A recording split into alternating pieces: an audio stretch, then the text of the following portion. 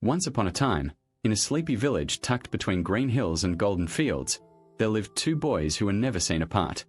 Ethan and Caleb, always shoulder to shoulder, grew up chasing butterflies, sharing mangoes, and learning the rhythm of the market together. As youths, they set up a tiny stall beneath a faded cloth awning and sold fruits to villagers who loved them for their laughter and for the honesty that had long marked their friendship. Years moved like the river at the village's edge, steady, patient, carrying small joys and quiet sorrows downstream. The boys became men. Their stall prospered just enough to keep them fed. It did not make kings of them, but it kept them together, day after day, rubbing elbows with neighbors and sharing stories when the day's work was done. Everyone in the village believed their bond would last the seasons. It was, after all, a friendship grown in the rich soil of childhood. And yet, like a thin vine creeping up a fence, an unfamiliar feeling began to twine through both their hearts: money. At first it was only a curiosity, a thought about nicer clothes, a better house, little sparks of desire that seem harmless. But sparks do not always remain small. They spread. They warmed, then they glowed, then they burned. The itch for more grew steady and insistent, until it sat between them like a silent guest at their table.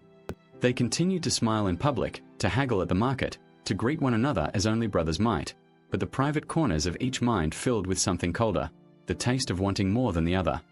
One afternoon, following a trail in the forest to gather wild fruits for the market, they found what would change everything. Dappled sunlight through banyan leaves lit a little patch of ruin around a huge, old tree.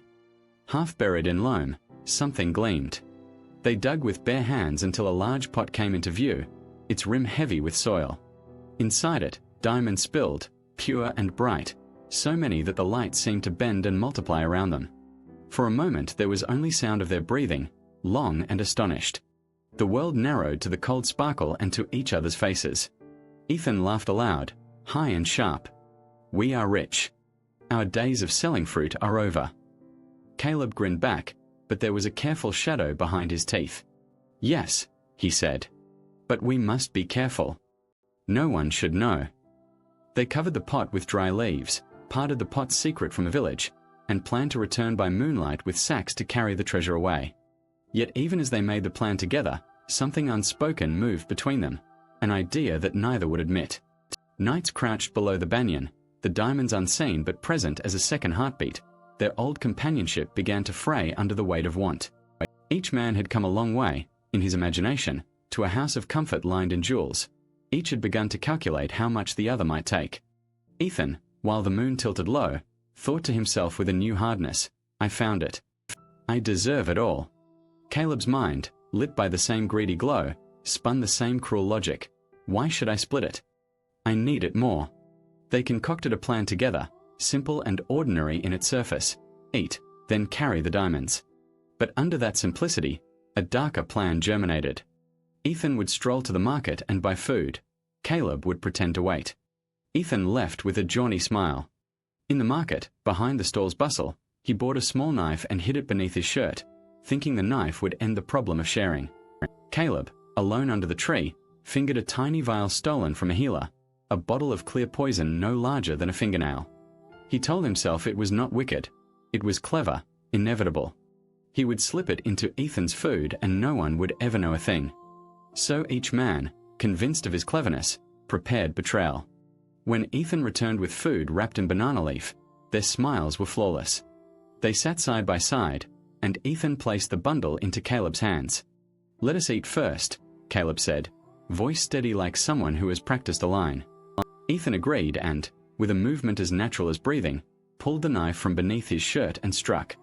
Caleb caught the blow and fell to the earth, a strangled cry torn from him. He died there under the banyan shadow, the moon's light painting a pale streak across his face. Ethan stood, chest heaving, the knife slick in his fingers. He looked at his friend, his brother, and in the silence he felt a monstrous relief. "Now," he whispered, "the treasure is mine."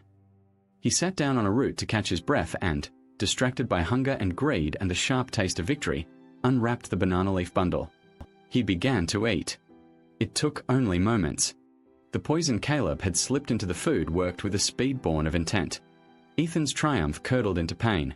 His mouth went dry, the world spun, and fire licked at the edges of his sight.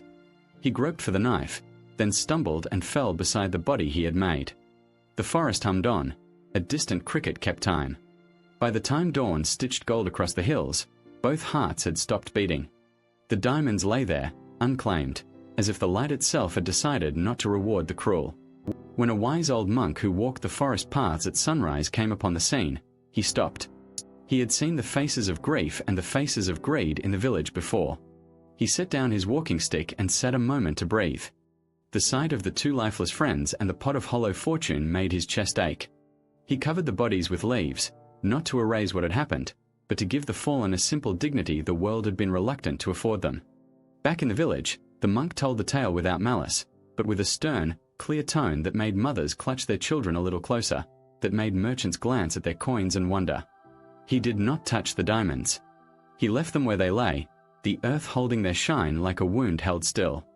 From that day forward, the story of Ethan and Caleb threaded through the village like a cautionary chant.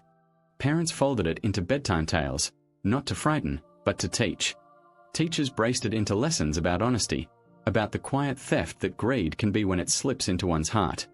At evening gatherings, when the light softened and old men told tales of flood and harvest, someone would always say the names Ethan and Caleb, and young eyes would go wide.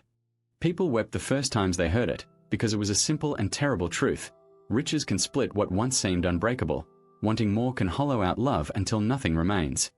Some were moved to share what they had with neighbors and to speak softer words across fences. Some walked away from greed's bright lure as if from a cliff's edge. And a few who had once hoarded coins felt at last the small, heavy shame of how much they had missed in pursuit of glitter. In the hush of the seasons that followed, the banyan grew a little more. The pot of diamonds, still gleaming, sank deeper under leaf and loam as if the earth itself wished to hide that pain. The villagers would point to the spot and remind their children, no gem, no matter how pure, is worth the warmth of a hand you have walked with since childhood. No staring at the glitter, no whispering, no quick plan.